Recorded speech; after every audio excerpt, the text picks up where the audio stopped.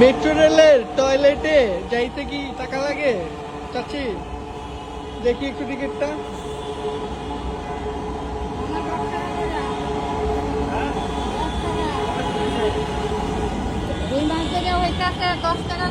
কোনোদিনও না, আমি আজ পর্যন্ত দেখি না। এটা কে করছে? আপনার অথরিটিকে। এটা মেট্রো রেলে কাউন্টার নিয়ে বসে আছে।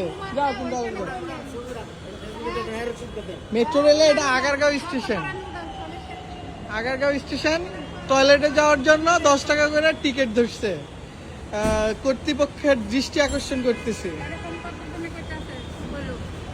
আপনার তো দোষ না, আপনার তো বসায় দিছে।